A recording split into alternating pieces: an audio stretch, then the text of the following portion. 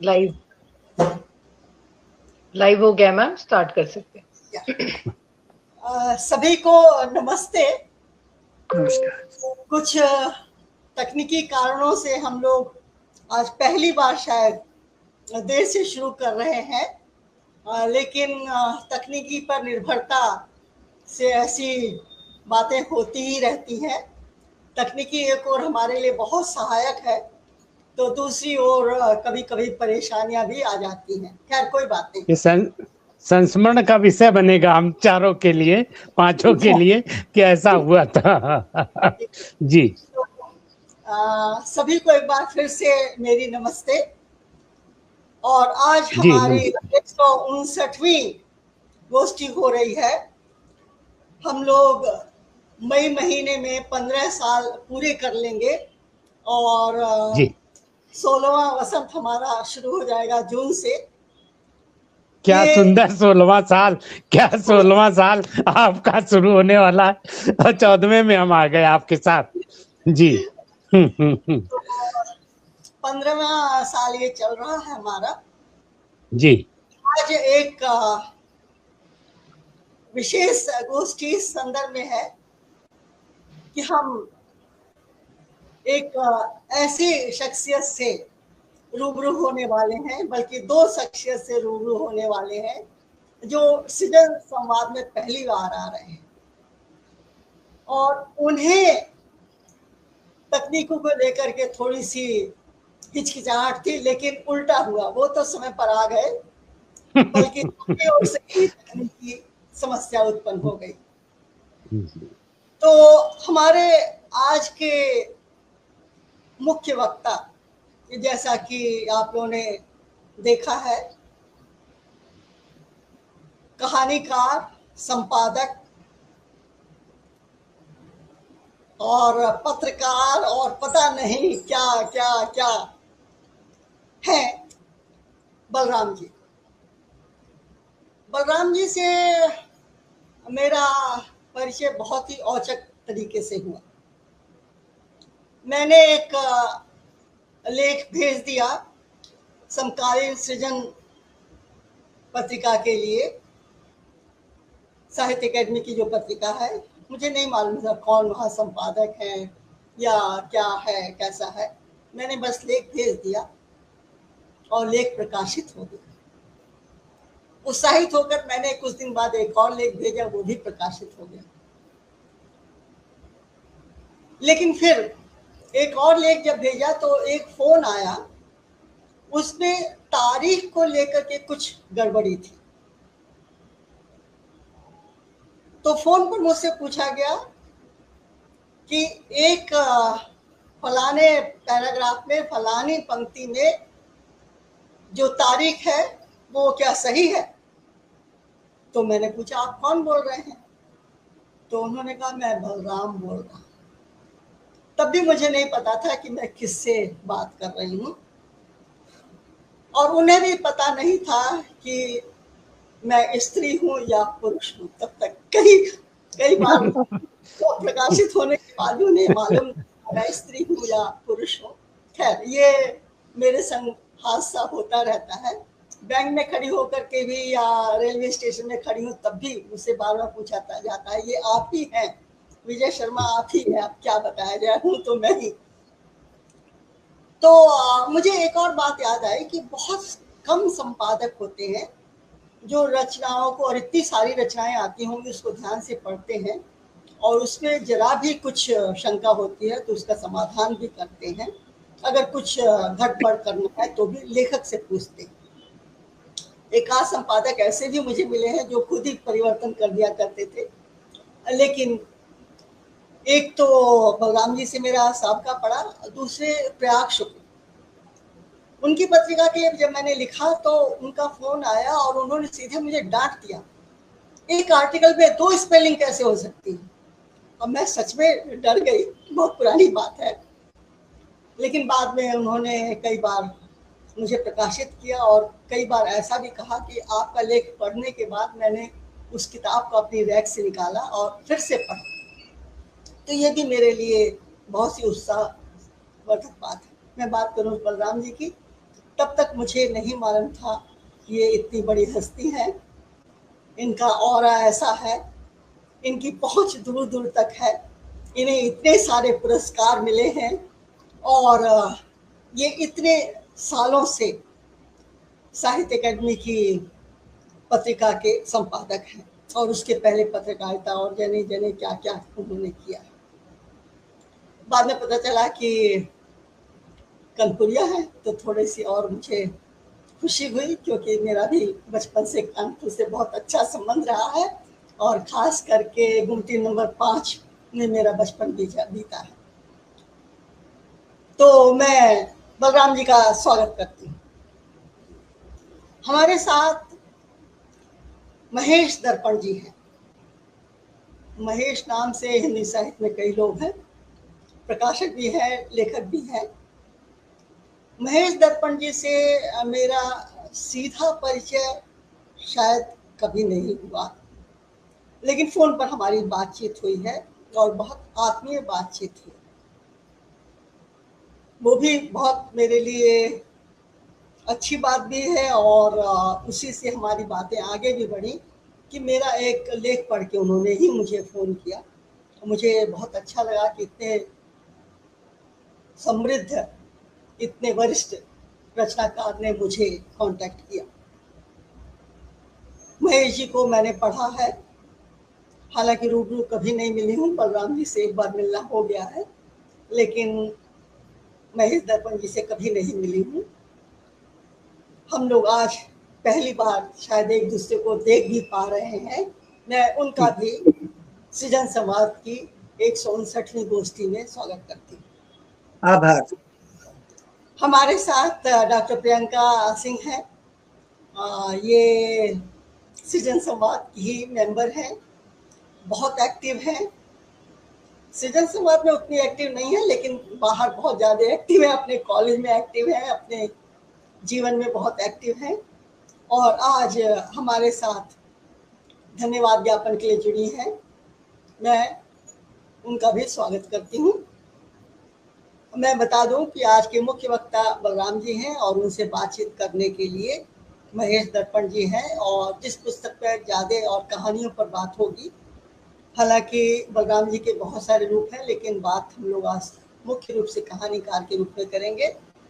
तो जिस पुस्तक का हमने चुनाव किया है वो पुस्तक है शुभ दिन। पता नहीं आप लोगों को सीधा दिख रहा है कि उल्टा दिख रहा है? शुभ दिन सीधा दिख रहा है, सीधा दिख रहा है। अच्छा जी, मुझे उल्टा दिख रहा है। तो शुभ दिन पुस्तक जो है वो राजकमल प्रकाशन से आई है। राजकमल प्रकाशन की कई पुस्तकों पर हम लोग चर्चा कर चुके हैं, तो चर्चा करने का काम मुख्य रूप से महेश दर्पण जी करेंगे, लेकिन और लोग भी प्रश्न पूछने के लिए, अपनी टिप्पणियां करने के लिए स्वतंत्र हैं। खास करके जो हमारे फेसबुक लाइव फ्रेंड्स जुड़े हुए हैं उनसे मैं कहूँगी कि वो अपने प्रश्न और अपनी टिप्पणियां अवश्य लिखित रूप में करें, ताकि हम यहाँ पर उसे दिखा सके और उन प्रश्नों का उत्तर भी दे सके। मैं अपने सारे फेसबुक लाइव मित्रों का स्वागत करती हूँ। हमारे साथ परिचय देने के लिए, जो कि आज बड़ी मुश्किल से समय निकाल पाई है, डॉक्टर नेहा तिवारी है और उन्हें काफ़ी देर भी हो रही है।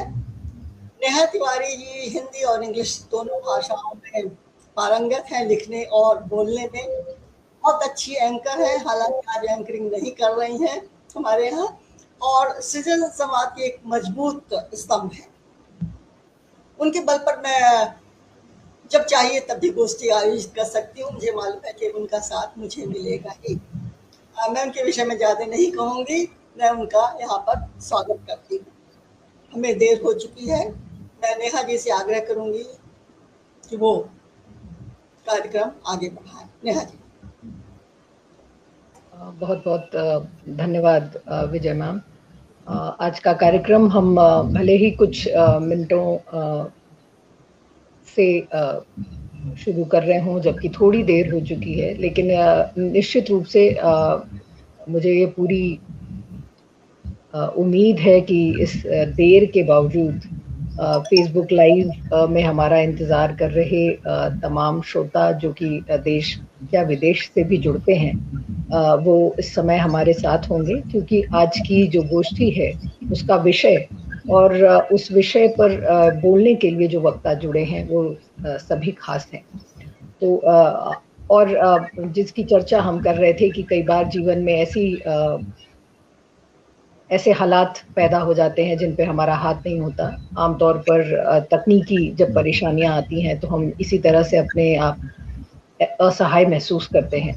लेकिन जो तमाम मुश्किलों में भी बने रहते हैं, जुटे रहते हैं, मुझे लगता है कि वही समय के साथ समय की सीमाओं को पार करते हुए समय की परेशानियों को पार करते हुए उस सार्थकता की तरफ पहुंच पाते हैं, जो सार्थकता साहित्य को जन्म देती है, जो सार्थकता साहित्यकारों को जन्म देती है। अगर आज मेरे सामने कुछ परिचय हैं जिनका लंबा चौड़ा 5 और 6 दशकों का इतिहास है साहित्य का, तो मैं समझती हूँ कि ये सारे ऐसे लोग हैं जिन्होंने बहुत सारी मुश्किलों का जीवन में सामना किया होगा, लेकिन बावजूद इसके साहित्य को रचना नहीं छोड़ा, क्योंकि वो जानते हैं कि साहित्य ही उन्हें समृद्ध भी बनाएगा, साहित्य ही उन्हें संयमित भी बनाएगा और साहित्य ही शायद उनके जीवन के होने को सार्थक भी करेगा। और इसी वजह से हम सृजन संवाद में कोशिश करते हैं कि साहित्य पर चर्चाएं होती रहें, हम किताब पे बात करें, हम पत्रकारिता पे बात करें, हम सिनेमा पे बात करें, और ये सभी कला के एक ऐसे आयाम हैं जो निश्चित रूप से सांस्कृतिक रूप से किसी भी देश को समृद्ध बनाते हैं। तो ये सांस्कृतिक विरासत जो है उसे बचाए रखने की कोशिश, रचनात्मकता को बनाए रखने की कोशिश लगातार लगभग 2 दशकों से चल रही है।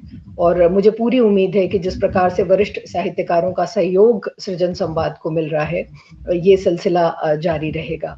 तो पुनः विजय शर्मा मैम के इस सृजन संवाद के पटल पर तमाम लोगों का स्वागत करते हुए मैं विशेष तौर पर आप सभी का परिचय करवाना चाहती हूँ बलराम जी से।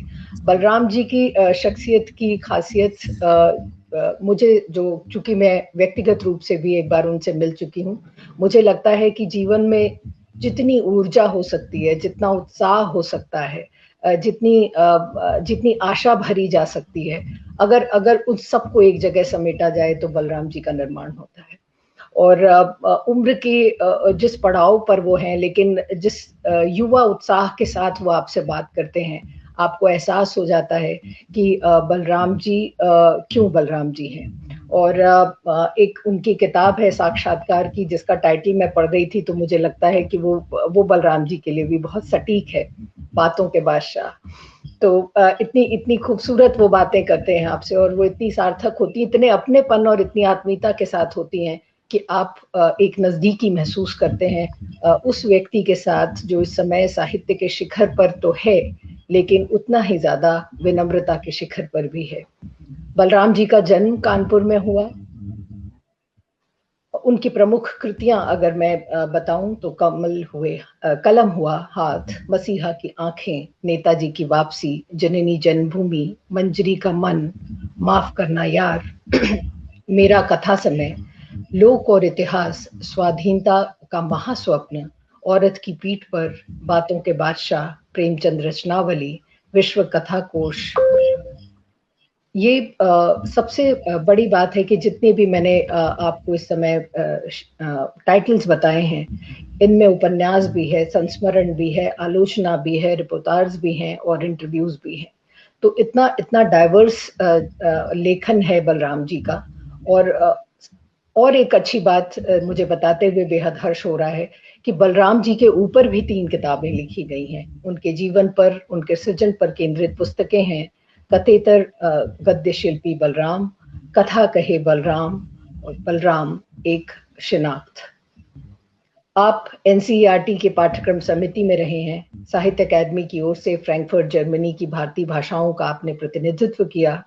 आप आज कानपुर से सारिका में आए, फिर नवभारत टाइम्स में साहित्य संपादक रहे, लोकायत, शब्दायोग और शिखर का भी आपने संपादन किया है। आप उत्तर प्रदेश हिंदी संस्थान हिंदी के साहित्य भूषण सम्मान, बिहार राजभाषा विभाग के भीमराव अंबेडकर सम्मान, दिल्ली अकादमी दिल्ली के साहित्यकार सम्मान, इंदौर के शताब्दी सम्मान, माधव सप्रे सम्मान, केंद्रीय हिंदी संस्थान आगरा के गणेश विद्यार्थी सम्मान और वाराणसी के सृजन शिखर सम्मान से सम्मानित हो चुके हैं। दरअसल मैं कहूँ तो आप अब उस अवस्था में हैं जहां सम्मान आपको सम्मानित करके सम्मानित होता है, और इस समय आप साहित्य अकादमी की पत्रिका समकालीन भारतीय साहित्य के संपादक पद पर हैं और अपनी भूमिका बखूबी निभा रहे हैं।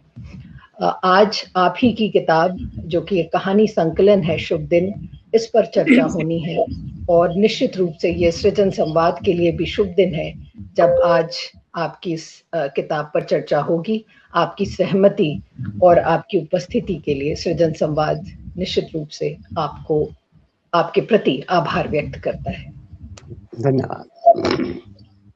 अब मैं आपका परिचय बलराम जी से जो बातचीत करेंगे, जो अपने आप में एक महत्वपूर्ण व्यक्तित्व हैं साहित्य संसार के, मैं उनसे करवाना चाहूंगी। हमारे साथ उनसे बातचीत करने के लिए जुड़े हैं महेश दर्पण जी। महेश दर्पण जी की आलोचना पुस्तकें हैं वनमाली एक कृति, कहानी नई पुरानी, रचना परिवेश, हिंदी कहानी का विकास। आपने चित्रा मृदुल एक शिनाथ, रमेश बत्रा एक शिनाथ पुस्तकें लिखी हैं आलोचना पर केंद्रित। आपने संपादन किया है 20वीं शताब्दी की हिंदी कहानियां, जो कि 12 खंड में है, और आपने स्वतंत्रोत्तर हिंदी कहानी कोश 2 खंड में है, और योगेश गुप्त समग्र, अवध नारायण मृदुल समग्र, राम कुमार कृषक रचना समग्र, हिंदी जोशी की संपूर्ण कहानियां, हिमांशु जोशी के संपूर्ण उपन्यास, प्रेमचंद, जयशंकर प्रसाद पांडे, बेचन शर्मा उग्र, रमाकांत की कहानियों के संग्रह, इन सब पर अपना कार्य किया है। कहानियों के 10 संग्रह, 1 उपन्यास, 3 लघु कथा संग्रह, 5 जीवनी, 1 यात्रा वृत्तांत, 3 साक्षात्कारों के संग्रह, बाल पुस्तकें जो कि संख्या में 10 हैं, आपके द्वारा सृजित की गई हैं। सम्मान और पुरस्कार की बात करूं तो गणेश शंकर विद्यार्थी सम्मान, पुष्किन सम्मान, नई धारा रचना सम्मान, हिंदी अकादमी हिंदी के साहित्यकार सम्मान और कृति सम्मान, स्पंदन आलोचना सम्मान, दीपशिखा सम्मान सहित अनेक पुरस्कार आपको प्राप्त हो चुके हैं।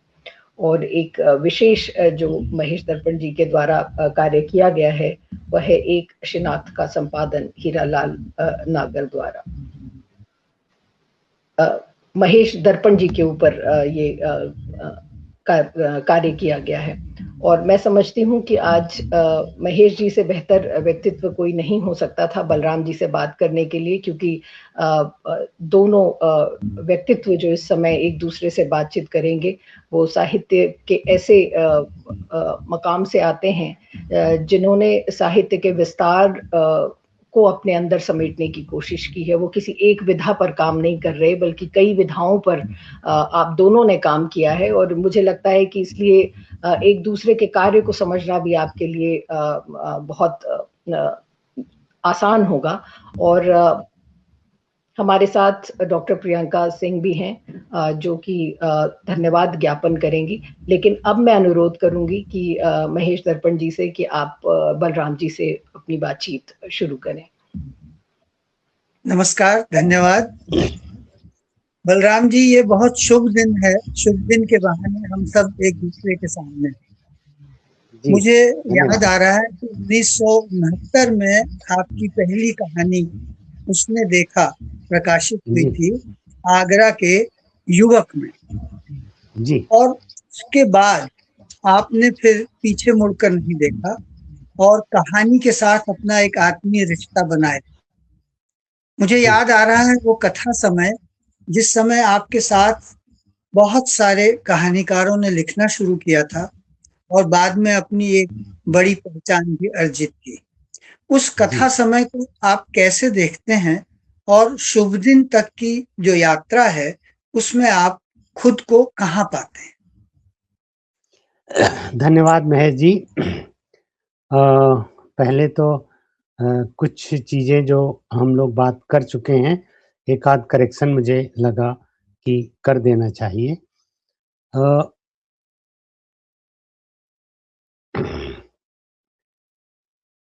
विजय जी मेरे संपादन काल के संभवतः पहले ही अंक से मेरे साथ हैं, बिना जाने। मैं इनको जानता नहीं था, ये मुझे नहीं जानती थी, इन्होंने भेजा और मुझे लगा कि भारतीय साहित्य की इस पत्रिका में विश्व की एक खिड़की खोलनी चाहिए। और आपको अगर याद हो तो मैंने पहला लेख टॉल्स्टॉय की जिंदगी का उठाया था। पहला लेख मेरे संपादन का पहला लेख टॉल्स्टॉय की जिंदगी पर था, जो एक अंग्रेजी किताब का अनुवाद आपके प्रिय मित्र रूप सिंह चंदेल ने अनुवाद किया था। मैंने उनसे कहा कि आप मुझे टॉल्स्टॉय के वो 10 दिन जब उन्होंने चुपचाप आधी रात को चुपचाप बच्चों को बना बताए घर छोड़ दिया और फिर लौट के नहीं आए, और वो चलते रहे हजारों किलोमीटर यात्रा। उनकी एक बेटी को पता था कि पिताजी कहाँ गए हैं।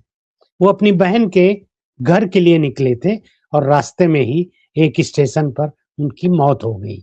उनकी मौत के बाद जार ने प्रतिबंध लगा दिया, कोई शोक सभा नहीं होगी, किसी कॉलेज में कोई आयोजन नहीं होगा, और कब्रिस्तान में उनको दफनाने की इजाजत नहीं दी गई। और आप बाकी टॉल्स्टॉय पे आप सब लोग जानते ही हैं बहुत कुछ। वो ऐसे 10 दिन मुझे लगते थे कि मृत्यु के 10 दिन पहले के टॉल्स्टॉय के दिन मुझे मतलब बहुत ज्यादा हांट करते हैं। तो वो रूप सिंह चंदेल से मैंने कहा, भाई जो तुमने अनुवाद किया है वो 10 दिन मुझे दे दो। तो पहला लेख टॉल्स्टॉय के आखिरी 10 दिनों पर था, और उसके अगले अंक में संभवतः नोबेल प्राइज पे विजय शर्मा का लेख जाना शुरू हो गया, जो नोबेल प्राइज विजेताओं पर था। और बहुत दिनों तक लगभग पहला लेख विजय शर्मा का ही होता रहा, और विजय शर्मा को लोग पुरुष समझते थे। जब तक पुरुष समझते रहे तब तक कोई परेशानी नहीं हुई। फिर इनकी एक किताब की मैंने कहा, इनसे मैं इतना काम ले रहा हूं, और सचमुच ये इतना बड़ा काम कर रही थी कि कोई लेखक हिंदी का उसने कभी प्रस्ताव नहीं दिया कि मैं भी लिखूंगा नोबेल प्राइज लेखकों पे। तो मुझे, और हम लोग कितने पैसे देते हैं, बहुत कम पैसे में। मेहनत कितनी करती थी, कितनी किताबें पढ़ती थी, किताबें खरीदती भी होंगी। और आप सबको बताऊं कि उस समय ये कैंसर से जूझ रही थी, ये मुझे बाद में पता लगा। और ये जो नेहा जी हैं, इन्होंने इनकी किताब पर एक टिप्पणी लिखी, वो टिप्पणी मैंने छाप दी, और मुझे आया कि इनकी एक तस्वीर भी छापनी चाहिए, और मैंने विजय शर्मा की एक तस्वीर भी छाप दी, और उस तस्वीर से पूरे हिंदुस्तान में बवाल हो गया। ओहो, ये महिला है, तभी जब से बलराम जी आए हैं पहला लेख इस महिला का ये छाप रहे हैं। लोगों ने ये नहीं देखा नोबेल प्राइज पर है, महिला का पहला लेख, ये जब से आए हैं पहला लेख इन्हीं का छापते हैं। कुछ तो लफड़ा है। और बाद में लोगों ने आधार बनाया इसी को, और विरोध शुरू हुआ, और वो विरोध इस लेवल तक गया कि मुझे सलाह दी गई। पहली सलाह दी साहित्य अकेडमी ने मुझे 6 साल होने को हैं, कभी किसी प्रेसिडेंट ने, किसी वाइस प्रेसिडेंट ने, किसी सेक्रेटरी ने ये नहीं कहा कि क्या छापो और क्या ना छापो, या आप जो छाप रहे हैं इसमें क्या गलत है। किसी ने कभी सवाल नहीं किया, कभी कुछ नहीं कहा। पहली बार विजय शर्मा की वजह से मैं विवाद के घेरे में आया। ये स्त्री है, यानी स्त्री होना इतना बड़ा गुनाह हो गया। सलाह आई कि आप विवाद रहित जीवन जिया आपने 50 साल, कभी कोई विवाद आपके लेखन संपादन में नहीं उठा, और आपको सलाह है कि ये लेख देना बंद कर दीजिए। प्रेसिडेंट से बात की, उन्होंने कहा कि ये लोग जो कह रहे हैं, बात कर रहे हैं, करने दीजिए, आप जारी रखिए। वो कोई ऐसा काम कर रही है क्या जो इसमें यारी दोस्ती मित्रता का कोई आरोप लग सके? इसके बावजूद सेक्रेटरी की राय थी कि विवाद और बढ़ेगा, क्योंकि आप एक लेखक को साल में एक बार छापने की बात करते हैं और इनको हर अंक में क्यों छाप रहे हैं, आरोप लगेगा। तो मैंने ये बहुत ऐसी बातें हैं जो शायद मुझे नहीं बतानी चाहिए, दफ्तर की बातें हैं, मगर ये ऐसी बातें नहीं है कि इन्हें छिपाया जाए। और इतिहास गवाह है कि इन्होंने बहुत अच्छा चिट्ठी लिखी प्रेसिडेंट को, और प्रेसिडेंट की अनुमति से उस कॉलम को हमने संभवतः 4 साल के बाद, इनकी चिट्ठी के बाद बंद किया। तो मित्रों, मैं एकदम शुरू में, जहां महेश जी कह रहे हैं जहां हम शुरू हुए थे, मैंने वहां से शुरू नहीं किया। अभी हम जहां खड़े हैं वहां से हमने बात शुरू की, और अतीत में, बहुत अतीत में जाकर मुझे क्या मिलेगा? यादें हैं, बहुत अच्छी अच्छी यादें हैं, बहुत खराब यादें भी हैं। तो महेश जी ने प्रश्न किया है, इसलिए उस समय को याद करने की व्यवस्था है, वरना मैं आज पर ही बात करता, आज के समय पर बात करता, विजय शर्मा के लेखन पर बात करता। लेकिन मुझे मेरे अपने अतीत पर जाने की बात महेश जी ने पूछ ली, तो याद करता हूँ ये 1976 का वर्ष रहा होगा। 1976 मेरी कहानी धर्म सारिका में छप गई, नवलेखन अंक में, कलम हुए हाथ। और आप जानते हैं कि बलराम को कलम हुए हाथ ने कथाकार बलराम बनाया। और उस अंक में नासिरा शर्मा थी, संजीव थे, केशव थे, नरेंद्र मौर्य थे, और बहुत सारे, क्षमा शर्मा थी, योगेंद्र शर्मा थे। ये बड़े सारे लोग जो आज हिंदी के सितारे हैं, ये उस एक अंक में छपे थे। तो इसलिए वो अंक याद रहता है। 1976 का समय था और ये सारे लोग इकट्ठे आए। इनमें से केशव हमारे जीवन में इस रूप में आए कि शिमला में 35 बरस तक हमने शिखर समारोह किए, जिसमें देश भर के बड़े से बड़े लेखकों ने भाग लिया। जिसके पहले सम्मेलन में हम जैनेन्द्र कुमार को लेके गए थे। तो शिखर का पहला साहित्योत्सव शिमला में हुआ, जिसका की अध्यक्षता माननीय जैनेन्द्र जी ने की थी। और प्रभाकर सोत्री, अग्गे ने अपनी कविताएं दी, शिखर की पत्रिका शुरू की शिखर, तो अग्गे जी ने अपनी कविताएं दी और अग्गे जी का एक इंटरव्यू हमने उसमें छापा था। और महेश जी, आपको तो पता होगा कि सारिका में मेरा सिलेक्शन अग्गे जी ने ही किया था। इंटरव्यू, रिटन टेस्ट और इंटरव्यू अग्गे ने किया, और मुझे सर्वोच्च अंक मिले। तो मुझे लगा कि दिल्ली में कौन ऐसा आदमी हो सकता है बिना परिचय, बिना किसी संपर्क के परीक्षा में मुझे टॉप पे पहुंचा सकता है। और मेरा सिलेक्शन सारिका में उप संपादक के लिए हो गया।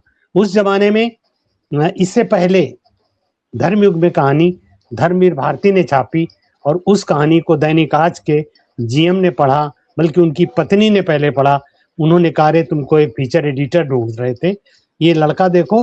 मैं एमए प्रथम वर्ष का छात्र था डीएवी कॉलेज कानपुर में। और धर्मयुग में छपी कहानी शिक्षा काल से मुझे नौकरी मिल गई। मैं फीचर एडिटर हो गया सीधे, जबकि मैं चाहता था एमए पास करूंगा, पीएचडी करूंगा और प्रोफेसर बनूंगा। तो ये 3-4 प्रोफेसर हमारे सामने हैं। मेरे प्रोफेसर बनने का सपना पूरा नहीं हुआ और मैं संपादक बना दिया गया। और एक बार बना दिया गया तो उसके बाद लगातार संपादक में बना दिया जाता रहा। और जब लगा कि अब भागो, दैनिक आज से भागा, फिर मैं सारिका से भागा। महेश जी, उस समय आप थे और याद होगा कि मैंने मुदगल जी से कहा था कि मुझे यहाँ से जाने की इजाजत दीजिए। नवभारत टाइम्स में भी उस समय आप थे और मधुसूदन आनंद से मैंने कहा मुझे नवभारत टाइम्स से जाने की इजाजत दीजिए। और जानते हैं लोकायत में 15 साल रहा और एक दिन ऐसा आया जब साहित्य अकेडमी ने बुलाकर मुझे संपादक की कुर्सी पर बिठा दिया। बिल्कुल। तो जब पल आता है कि मुझे चले जाना चाहिए, मैं कोई कहे कि जाओ, उसके पहले मैं कहता हूँ धन्यवाद, अब मुझे जाने की इजाजत दीजिए। साहित्य अकेडमी में भी हम लोग बात कर रहे थे कहानियों को लेकर के। आपकी जो मूलतः ग्रामीण संवेदना की कहानियां हैं, कस्बे से आने वाले युवक की कहानियां हैं, महानगर और कस्बे के बीच कश्मकश की कहानियां हैं, जिसमें खासकर मैं बात करना चाहूं तो कलम हुए हाथ, पालनहारे, शिक्षा काल, मालिक के मित्र इत्यादि इत्यादि, ये जो अनचाहा सफर तक की चीजें हैं, गोवा में तुम तक आप पहुंच जाते हैं, इन कहानियों को लिखते हुए आपको क्या ऐसा लगा कि जिस कथाकार को आप पालनहारे, शिक्षा काल और कलम हुए हाथ में छोड़ आए थे, उसके बाद आपकी कथा संवेदना का विस्तार हुआ या परिवर्तन? महेश जी, आप तो बहुत बड़े आलोचक हैं और संपादक भी बहुत बड़े हैं, और लेखक वही लिखता है, सच्चा और अच्छा लेखक वही लिखता है जो जीवन वो उसे जीना पड़ता है। गांव में जन्म लेना उसमें मेरा चयन नहीं था, और शहर में आ जाना भी मेरा चयन नहीं था। माता पिता ने शहर भेज दिया, वरना तो मैं गांव में चाह रहा था। खेत है हमारे पास, तो हम किसान बन के अपना गांव में जीवन गुजार देते। बड़े भाई ने कहा नहीं, यहाँ नहीं रहोगे, तुम जाओ पढ़ो, और उन्होंने साइंस सब्जेक्ट से मुझे आगे बढ़ के डॉक्टर वगैरह बनाने की कोशिश की, जो कि मैं बना नहीं। मैं साहित्य में की तरफ झुका, और जो चर्चा आपने की युवक की, उस समय मैं 10वीं क्लास में पढ़ता था, तब वो कहानी लिखी थी उसने देखा, और जब वो कहानी छपी तब मैं 11वीं क्लास में कानपुर आ गया था। तो भाई ने धक्का मार के शहर भेज दिया, और दैनिक आज के जीएम ने धक्का मार के मुझे संपादक बना दिया। तो धक्का मार के जो जीवन दे दिया गया, उसी में अभी भी साहित्य एकेडमी में मैं जबरदस्ती बुला के बिठा दिया गया। और आप जानते हैं कि यहाँ का कार्यकाल अमूमन 2 साल का होता है जी। और मैं 2 साल बाद सोच रहा था मेरी नेम प्लेट यहाँ से हटेगी, किसी और की लगेगी, लेकिन 6 बरस हो गए, मेरी नेम प्लेट अभी तक साहित्य एकेडमी ने हटाई नहीं है। मुझे पता नहीं, मतलब ये इसमें क्या है, साहित्य एकेडमी के कर्ता धर्ताओं का ही इसमें, वरना मुझ में क्या योग्यता है। एक काम मैं करता हूँ, संपादन सीख गया हूँ, पत्रिका लोग कहते हैं ठीक ठाक निकल रही है।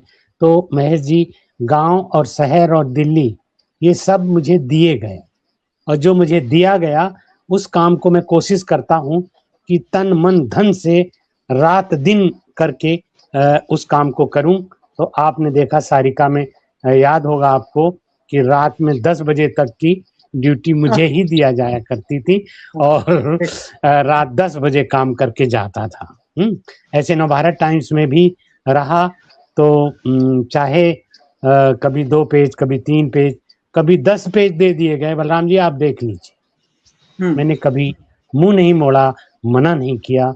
लोकायत अकेले दम पे मैं निकालता रहा 15 साल, 15 दिन की पत्रिका, पूरा हिंदुस्तान, राजनीति। आप जानते हैं कि पॉलिटिक्स से मेरा लेना देना कभी ज्यादा रहा नहीं, फिर भी वो किया।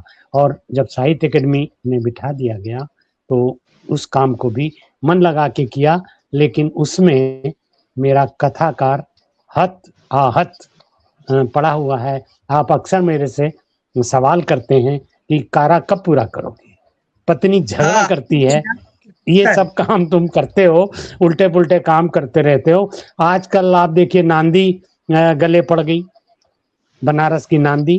विजय जी ने कहा कि एक बार पहली मुलाकात विजय जी से बनारस में नांदी के आयोजन में हुई।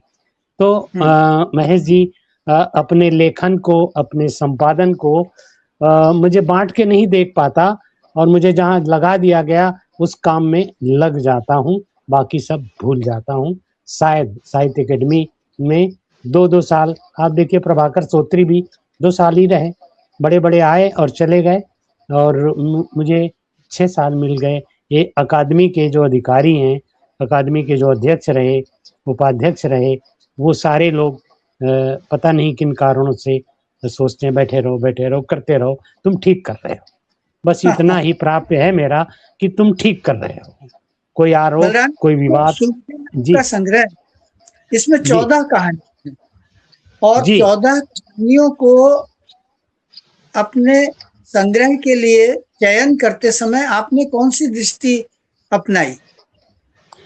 देखिए, मैं अभी संपादन में भी जबरदस्ती डाला गया, और ये किताब भी जबरदस्ती आ गई। आप कहेंगे कैसे? अशोक महेश्वरी मेरे मित्र हैं, आपके भी हैं। ऐसे एक दिन बातें बातें तो उन्होंने कहा कि बलराम जी, मैं आपकी अच्छी, मुझे 14-15 अपनी सबसे अच्छी चुनी हुई कहानियां दीजिए, आपकी चुनी हुई कहानियां छापना चाहता हूँ। तो मैंने जो, आपने भी और मित्रों ने जिन कहानियों को कहा ये अच्छी हैं, मैंने भी कहा आप कह रहे हैं तो अच्छी होंगी, तो ये मान के मैंने 14 कहानियां चुन के अशोक महेश्वरी को दे दी।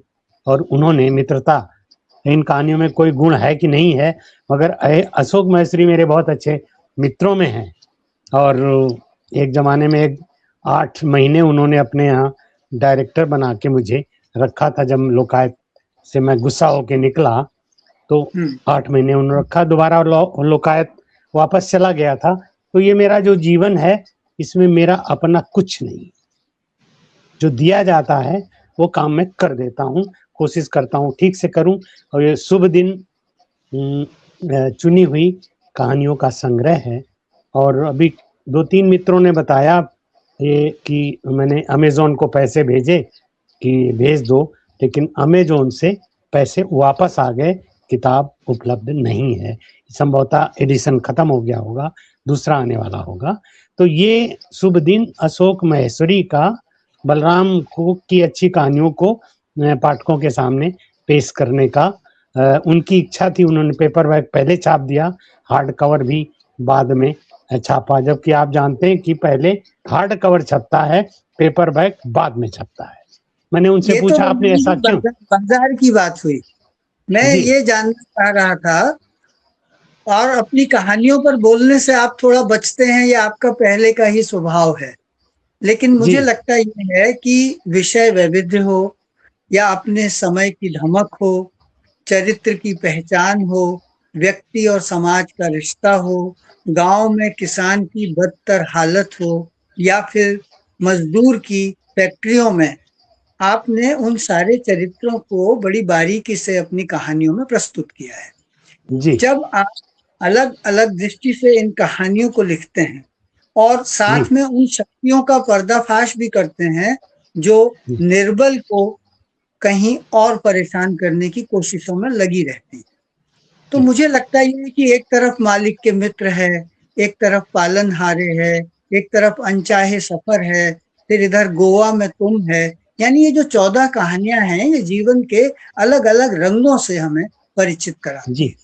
आप स्थितियों, परिस्थितियों और चरित्र के भीतर जाकर के उसके जीवन की पहचान का अंकन बहुत ही सहज और संप्रेषणीय ऐसी कथा भाषा में करते हैं, जिसे पढ़कर आपने अपना एक बड़ा पाठ समाज तैयार किया है।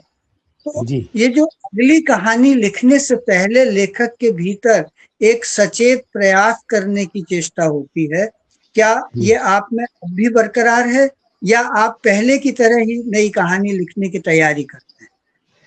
ये तो सवाल आपने ऐसा किया जिससे मैं बचता रहता हूँ कि किसी माँ से पूछिए कि ये बच्चा जो है ये कैसे पैदा किया, कैसे पाला, कैसे पोसा, कैसे बड़ा किया, और यही बच्चा क्यों पैदा किया, या ये दूसरा कैसे, ये बेटी कैसे आ गई, ये तीसरा बच्चा कैसे आ गया, चौथा कैसे आ गया, इसको आपने कैसे पाला, कैसे जन्म दिया, कैसे, तो कोई माँ क्या बताएगी?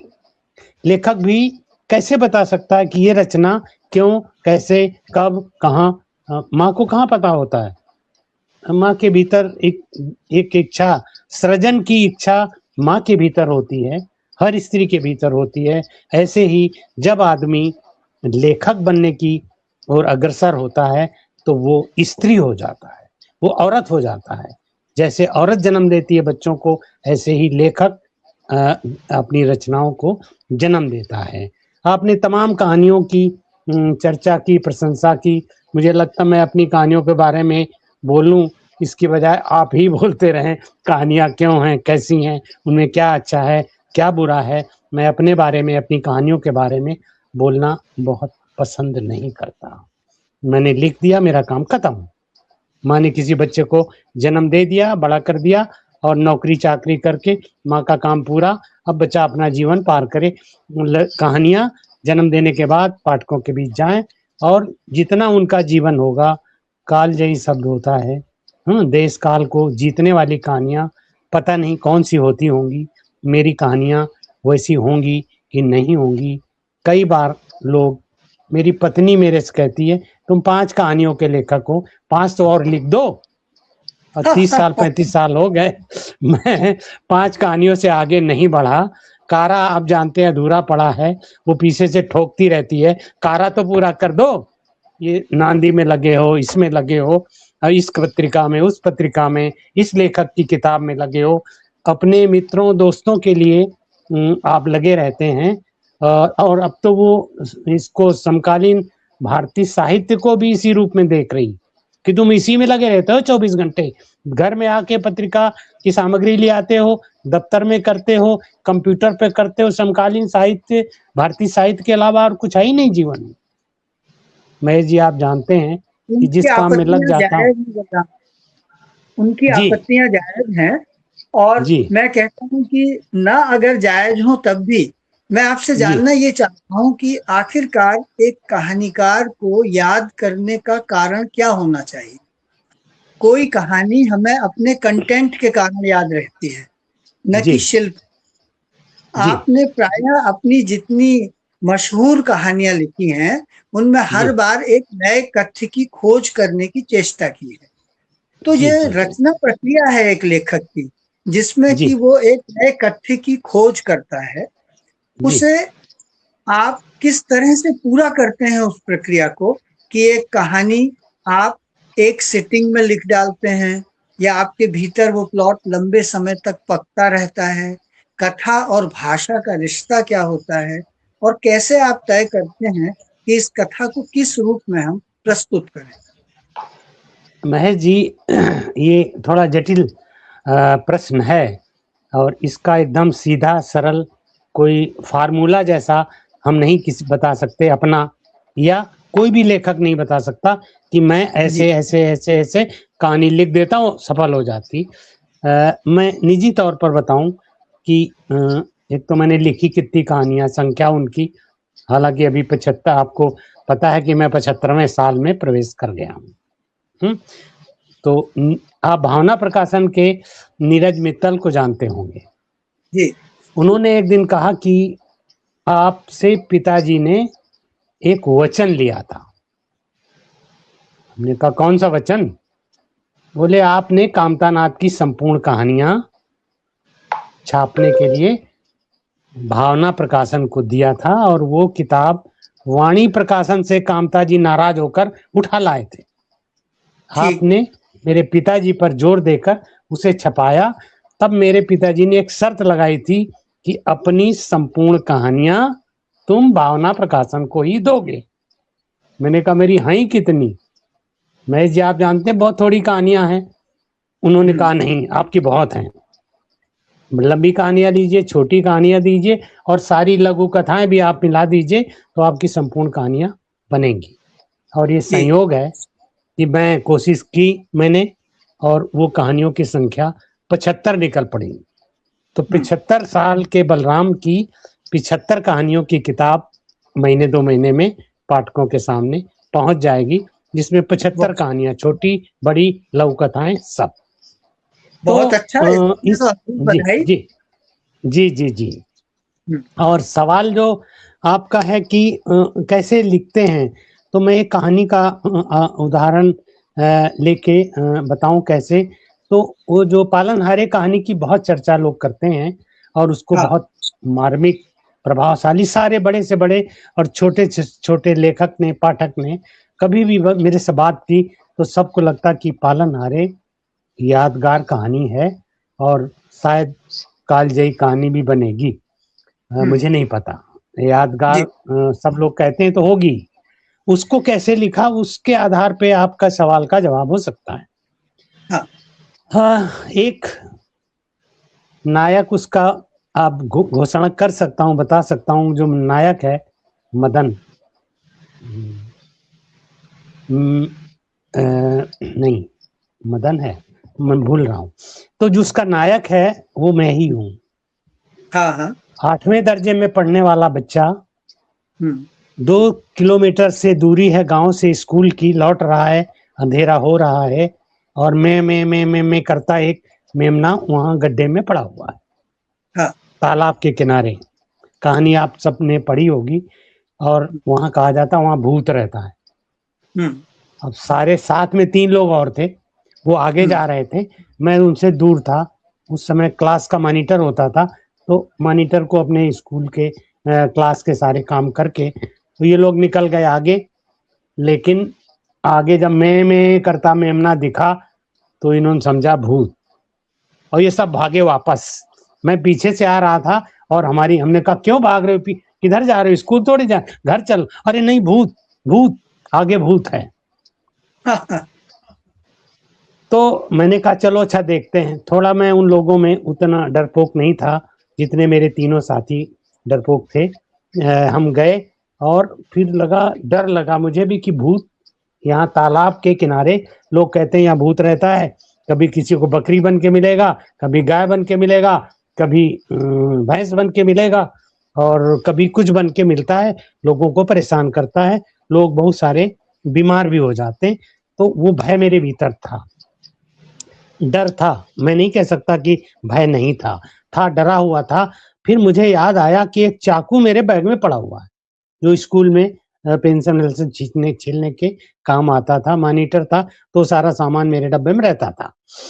तो मुझे कहा चाकू है मेरे पास, मैंने चाकू निकाला। कहा जाता कि भूत जो है आग और लोहे से डरता है। आपके हाथ में चाकू लोहा हो तो भूत नहीं आएगा पास में, ऐसा सुना जाता था, कहा जाता था। मैंने चाकू निकाला और हमने कहा चलो देखते हैं कहाँ साला भूत है। चले, धीरे धीरे गए और वो बेचारा गड्ढे में, छोटा सा मेमना था, गड्ढे में गिर गया था। और भेड़े हमारी तरफ शायद राजस्थान से भेड़ों के रेवड़ आते हैं और चरते हुए निकल जाते हैं, चले जाते हैं।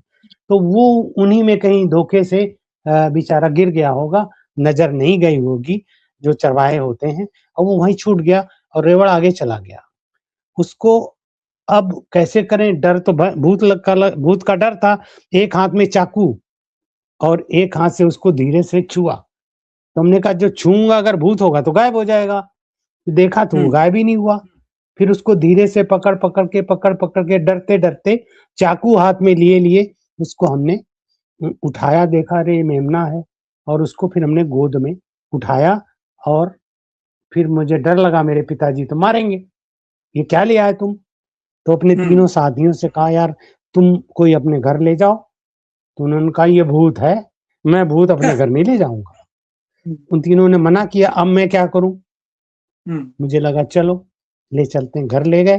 पिताजी ने विरोध किया, सब कुछ किया। अंत में मेमना इतना अच्छा था, मेरी दादी माँ ने कहा देख के कि इसकी आंखों में तो माड़ा पड़ गया है, आंखों में कुछ चोट वोट लगी है। तो फिर गांव में जो दवाइयां पड़ती हैं उसको लाया, दवाइयों से ठीक किया। और मतलब वो कहानी एक तरह से मेरे बचपन की एक छोटी सी, उस मेमने को ला के बाद में कसाई को बेच दिया गया, किन हालात में कैसे। तो इतनी कहानी थी। फिर उसमें पूरा गांव, पूरा उस समय का राजनीतिक परिदृश्य, मुख्यमंत्री की घोषणा, और गांव में पानी जो नहर का पानी खेतों में कैसे पहुंचता है, पतरावल कैसे घूस लेता है, बम्बा के बंद कर देता है, वगैरह वगैरह, जो राजनीतिक सामाजिक आर्थिक सारी स्थितियां होती हैं उस कहानी में धीरे धीरे धीरे धीरे, यानी आप तो जानते हैं साथ में रहे, पड़ोसी रहे हमारे, कि एक कहानी लिखने में मुझे मेरी जान निकल जाती है, खून पसीना क्या क्या, मेरी हालत बहुत बुरी हो जाती है। पांचों कर्मेंद्रियां सक्रिय होके, और एक बार, दो बार, तीन बार 25 पेज की कहानी को अगर 8 बार 10 बार हाथ से, अब तो टाइप आ गया, तब हाथ से ही लिखता था, आप जानते हैं कि हाथ से, तो 25 पेज की कहानी को 8 बार बार बार हाथ से लिखो, तो हर बार वो कुछ छूटता है, कुछ जुड़ता है, कुछ छूटता है, कुछ जुड़ता है, कुछ अनावश्यक आ गया हटा दिया, आवश्यक आ गया जोड़ दिया। तो क्योंकि दिमाग हमारा तेज चलता है, कलम धीमी चलती है। आज भी कंप्यूटर से लिखने वाले जानते हैं कि दिमाग तेज भागता, कंप्यूटर थोड़ा कितना भी तेज लिखो, तब हाथ से कलम से लिखना कितना मुश्किल का काम था, ये मैं जानता हूँ। कलम हो हाथ लिखी, 8-10 दिन रात दिन लिखा, और फिर वो कहानी मैंने बताई कि क्यों लिखी थी, वो मौका नहीं है यहाँ, समय भी नहीं है, हमें देर भी बहुत हो रही है। तो ऐसे उसको पहली कहानी कलम हो याद, जिसकी वजह से बलराम, कथाकार बलराम हुए, वो भी बताई दूं 1 मिनट में। कांतानाथ के घर जाया करते थे हम, हाँ, पूरा 10-12 लेखक शहर के आते थे, कहानियां पढ़ते थे, सुनाते थे, और मैं 4-5 साल हर बार जब मेरा नंबर लगे, मैं जाता ही नहीं था, कहानी लिखता ही नहीं था। लिखता भी था तो लगता था ये तो ऐसी है नहीं कि गोष्ठी में सुना सके, क्योंकि कांतानाथ की कहानियां पढ़ चुका था, धर्मवीर भारती की कहानियां पढ़ चुका था, राम अरोड़ा की अलविदा याद हो सारिका में थी, तो बड़ी अच्छी कहानियां पढ़ चुका था। और मैं कहानियां जो लिखता था अच्छी नहीं होती थी, और मुझे लगता था कांतानाथ को कथा गुरु मान चुका था। उन्होंने एक दिन संतोष तिवारी से कहा, बलराम के बस का लिखना ना है, इससे कह दो मत आया करे, मेरे घर आके अपना टाइम बर्बाद करता है। तो वो चोट लगी और मैं बैठ गया, उस समय पढ़ रहा था, अकेले कमरे में रहता था। कल्पना कीजिए, ये 25 पेज की कहानी पहले शुरू की 1 पेज, फिर 4 पेज, फिर 3 पेज, फिर 8 पेज, फिर 10 पेज, फिर 15 पेज, फिर 20 पेज, फिर लास्ट में 25 पेज 8वें ड्राफ्ट में बनी। रात दिन लिखता रहा, 8 दिन एक ही कहानी को बार बार, और जब लगा कि अब हो गई है, अब ठीक हो गई। एक और घटना बताऊं, पिछले दिनों हिम्मत शाह की शायद निधन हुआ था, तो वो अजीत कौर ने एकेडमी बनाई ना, वहां कोई गोष्ठी थी, मैं वहां गया, तो वो हिम्मत के साथ जो आदमी था, तो वो उसने बताया कि हिम्मत शाह पेंटिंग बनाते रहते, तो उसने पूछा कि आप इतनी मेहनत क्यों करते, बार बार। तो हिम्मत ने कहा था कि बार बार करते करते एक पल आता है, हाँ यही बनाना चाहता था। एक कलाकार अपनी पेंटिंग कितनी तन्मयता से बनाते एक पल आता है जब लगता कि हाँ अब जो मैं बनाना चाहता बन गया। ऐसे ही एक कहानीकार, खास तौर से मेरे बारे में आप बात कर रहे हैं, मैं लिखना शुरू करता हूँ, बहुत डर जाता हूँ, इसको शुरू करूँ नहीं ना ही करूँ, मैंने लिखना ही छोड़ दिया। बहुत तकलीफ होती है लिखने से।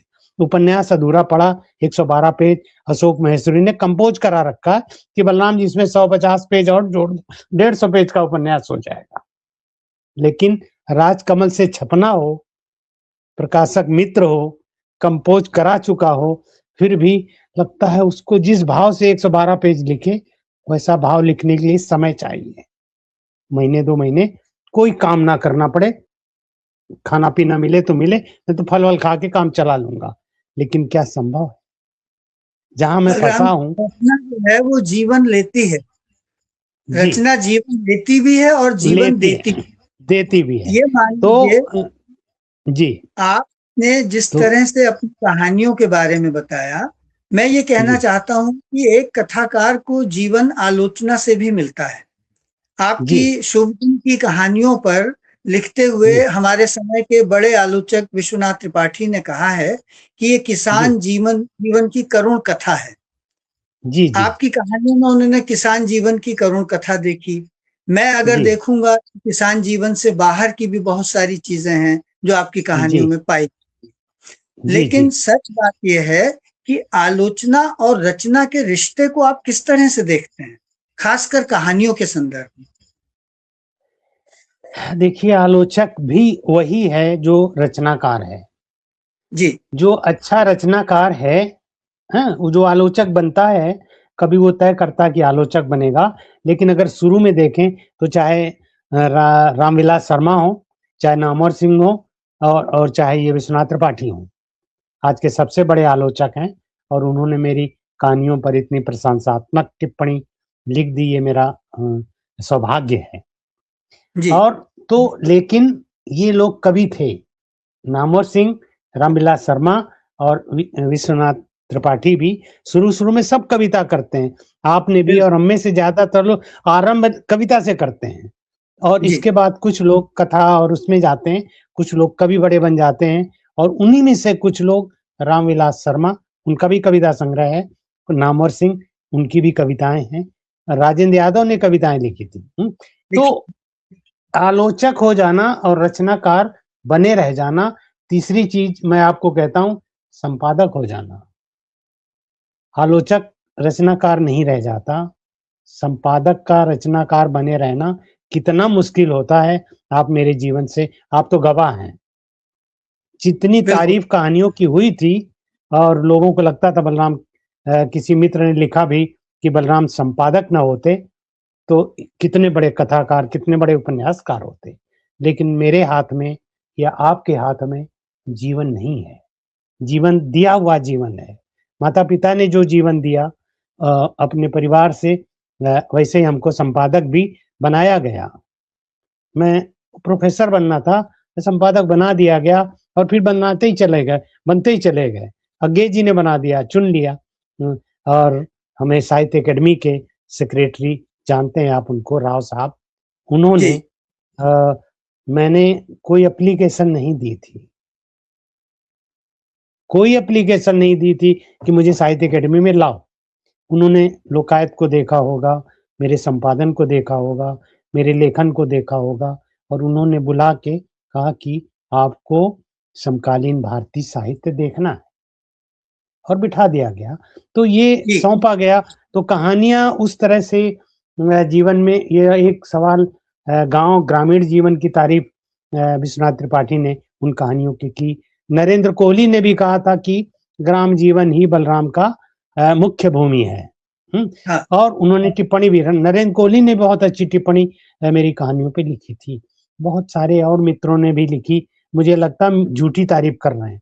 मैं इतना बड़ा कथाकार नहीं, मैं इतना बड़ा संपादक नहीं, मैं कुछ भी नहीं। जैसे आप वैसे मैं, हम सब एक जैसे ही हैं। आप कुछ काम कर रहे हैं, मैं कुछ काम कर रहा हूँ और हमारी विजय शर्मा जी अपना जीवन और अपना कर्म करती रही, नेहा जी अपना जीवन और कर्म करती रही। तो कोई अहंकार, कोई कुछ मान के नहीं चलते। एक डॉक्टर अच्छी तरह से डॉक्टरी करता है, इंजीनियर अच्छी तरह से इंजीनियरिंग करता है और वैसे ही संपादक, कुशल संपादक ठीक तरह से पत्रिका निकालता है और लेखक ठीक तरह से रचना लिखता है। उपन्यास इसीलिए रुका पड़ा है कि इन सब चीजों से मुक्ति मिले। तो मैं अपने उपन्यास 15-20 कहानियां हैं ऐसी ही, जैसी ये कहानियां मेरी हैं, इसी तरह की लिखी हुई पड़ी हैं। कई, अगर शायद आपको याद हो, सुरेश उनियाल के घर में एक दूसरा भरत कहानी लोगों ने बड़ी तारीफ की थी, रीराइट करनी है। तो उस तरह की 10-15 कहानियां तो अगर मैं लिख दूं तो पत्नी का आरोप, वो जो ताना मारती कि 5 और लिखो, 10 तो चाहिए, बड़ा कथाकार बनना तो 10 कहानी तो चाहिए। मैं कहता हूँ गुलेरी तो एक ही कहानी चमर। तो डांट घर में खाता रहता हूँ और आप भी डांटते रहते हैं। कई बार आपने कहा है कि बलराम जी कहानी कब आ रही है, आपकी नई कहानी कब आ रही है। नहीं कर पाया, कर पाऊंगा कि नहीं कर पाऊंगा, जीवन कितना शेष है। मगर जो शहरी जीवन है, केशव जी को आप जानते हैं, इस शुभ दिन को केशव ने कहा ये तेरी सबसे अच्छी कहानी। हाँ। कथाकार का जो सर्वोच्च रूप है तेरा, उन कहानियों में तो उच्चतम रूप है। मैंने रूप अच्छा वहां है, लेकिन तेरा सर्वोच्च कथाकार शुभ दिन में है। और यही बात हरियाणा की होम सेक्रेटरी ने इस किताब को पुरस्कार देते हुए, सर्वोत्तम कृति का पुरस्कार चंडीगढ़ लिट फेस्ट में मिला इसे। उन्होंने कहा कि बलराम जी आपकी कहानी पढ़ी, लगा आपने तो मेरी कहानी लिख दी और तभी तय कर लिया था कि निर्णायक मंडल बैठेगा तो मैं आपकी कहानी को ही पहला पुरस्कार दूंगा, और उन्होंने दिया।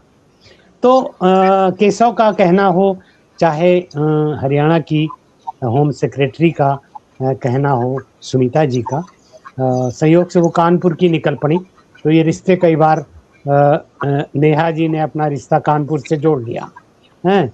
और विजय जी का कौन सा रिश्ता है वो तो और लोगों ने जोड़ दिया कि ये हमारी कोई वो है।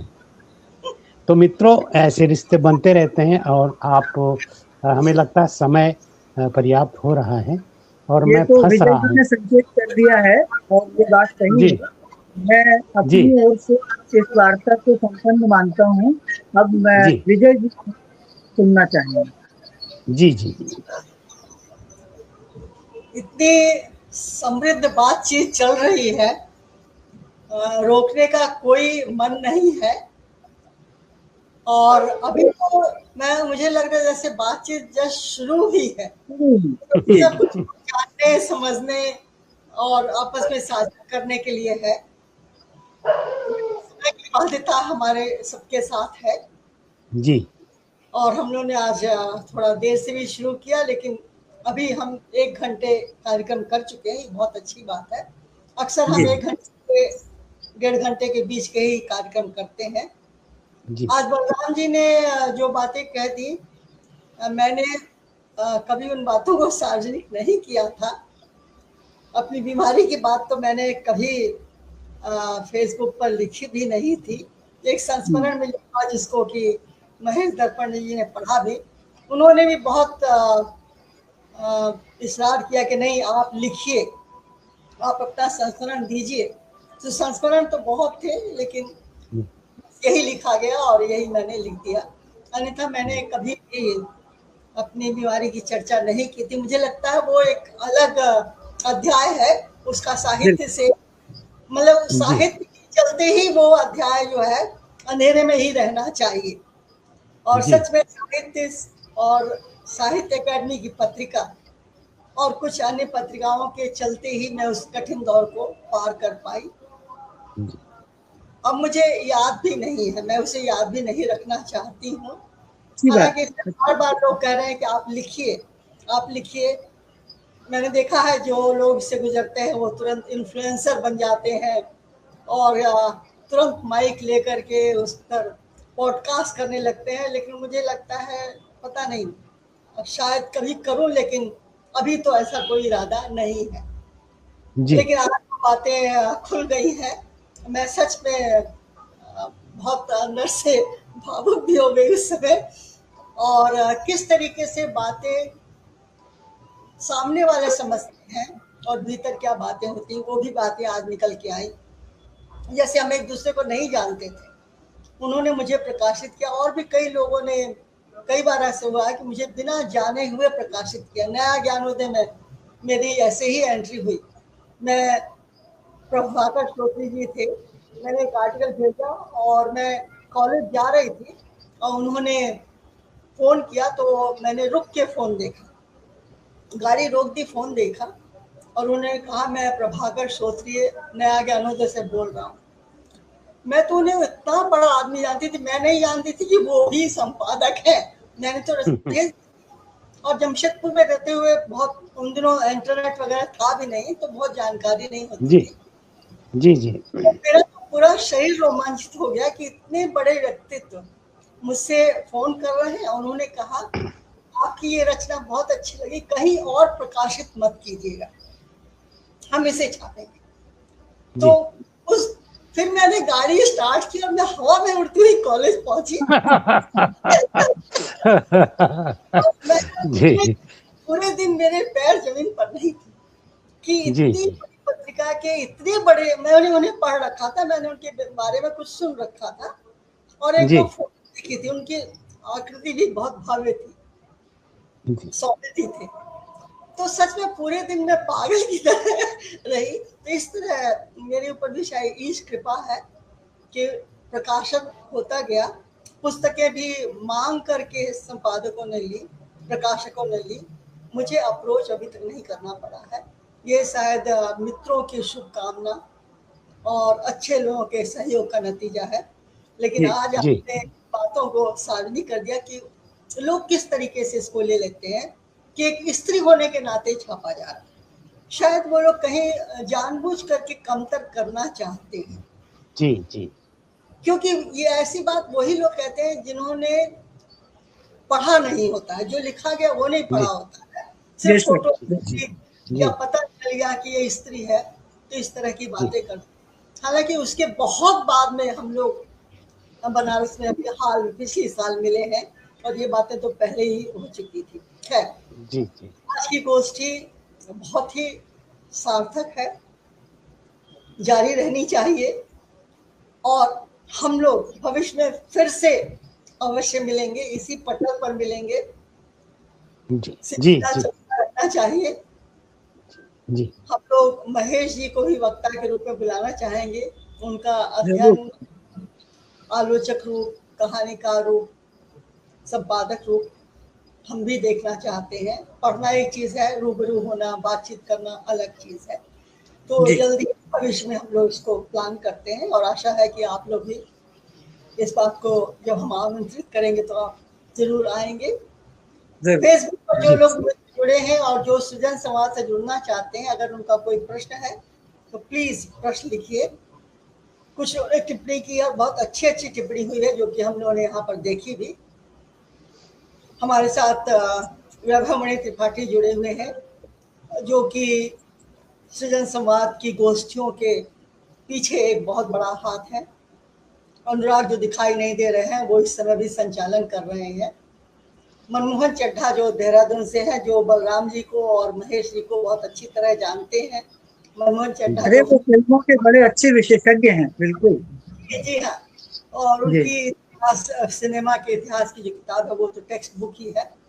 वो सृजन संवाद के मेंबर भी है, वो हमेशा जुड़ते भी हैं, आजकल पुणे में है। तो इन लोगों को मैं फिर से धन्यवाद देना चाहूंगी। और मैं प्रियंका का थोड़ा सा परिचय नेहा जी दे दें तो अच्छा होगा। प्रियंका से आग्रह करूंगी कि वो धन्यवाद ज्ञापन करें।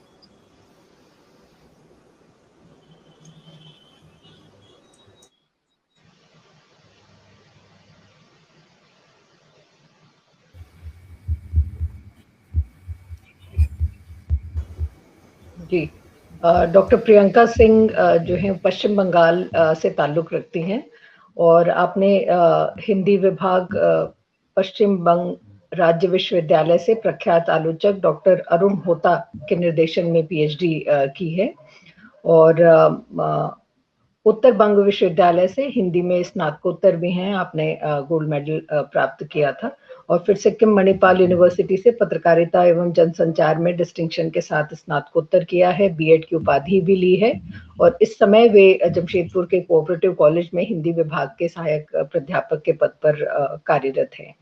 प्रियंका, आपसे अनुरोध होगा कि आप इस कार्यक्रम में हमारे जो तमाम अतिथि आए और जिस किस्म की बातचीत हुई है उससे लेकर और इस पूरे कार्यक्रम को समेटते हुए धन्यवाद ज्ञापन करें। धन्यवाद नेहा तिवारी जी। मेरी आवाज आ रही है? जी आ रही है। धन्यवाद। आज 159वें सृजन संवाद की इस गोष्ठी में आप सभी की सहभागिता ने इस कार्यक्रम को सफल बनाया। शुभ दिन कहानी संग्रह पर केंद्रित यह कार्यक्रम निश्चय ही अगर हम देखें तो सफल रहा। इस कार्यक्रम को सफल बनाने में सबसे पहले धन्यवाद की कड़ी में मैं हमारे आज के मुख्य वक्ता आदरणीय लेखक संपादक श्री पीएन बलराम जी के प्रति अपनी कृतज्ञता व्यक्त करती हूँ कि आपने अपने व्यस्त दिनचर्या में से समय निकाला और इस कार्यक्रम में सम्मिलित हुए। आपका धन्यवाद। आपका धन्यवाद। आपकी कहानी संग्रह पर चर्चा के माध्यम से हमने जीवन के विविध पहलुओं से परिचित हुए, लेखन प्रक्रिया से परिचित हुए, लेखक, आलोचक, संपादक के संबंधों पर आपने प्रकाश डाला। इस सार्थक और बातचीत के लिए और बहुत ही सहज अभिव्यक्ति के लिए आपका बहुत बहुत पुनः आभार। बहुत बहुत धन्यवाद सर। संवाद सूत्रधार के रूप में आदरणीय महेश दर्पण जी का विशेष धन्यवाद करती हूँ, जिनके सारगर्भित संवाद ने इस कार्यक्रम को जीवंतता प्रदान की। आपका संचालन केवल संवाद ही स्थापित नहीं करता है, बल्कि विचारों की एक कड़ी प्रस्तुत कर रहा था। उसके लिए आपको पुनः आपका बहुत बहुत आभार। धन्यवाद। इस कार्यक्रम की रूपरेखा को बनाने में सृजन संवाद की संस्थापिका डॉक्टर विजय शर्मा के प्रति मैं विशेष कृतज्ञता व्यक्त करती हूँ। साथ ही परिचय प्रस्तुत करने के लिए डॉक्टर नेहा तिवारी जी के प्रति, जिन्होंने बहुत ही स्पष्ट और संतुलित दृष्टि के साथ हमारे अतिथियों के व्यक्तित्व कृतित्व से हमें परिचित कराया, के प्रति मैं अपना विशेष आभार व्यक्त करती हूँ। बहुत बहुत आभार मैम। तकनीकी सहयोग के लिए मैं अनुराग रंजन जी का धन्यवाद करती हूँ, जिन्होंने फेसबुक लाइव स्ट्रीम यार्ड, साथ ही स्ट्रीम यार्ड और फेसबुक लाइव से हमें जोड़ा, बहुत दूर के पाठकों से हमें जोड़े रखा, सहयोग दिया। तकनीकी लाइव जोड़े रखने के लिए मैं तकनीकी सहयोग के लिए अनुराग रंजन जी को विशेष धन्यवाद करती हूँ, ताकि जिन्होंने इस बौद्धिक संगोष्ठी का परिदृश्य बड़ा किया। अंत में आप सभी श्रोताओं, दर्शकों, साहित्य प्रेमियों को हृदय से धन्यवाद देती हूँ, इसी आशा और विश्वास के साथ कि सृजन और संवाद की यह गोष्ठी का क्रम निरंतर चलता रहे और हम सबके जीवन में सृजन की नई ऊर्जा प्रदान करता रहेगा। आप सभी को पुनः धन्यवाद। नमस्कार। आपका भी आभार। धन्यवाद।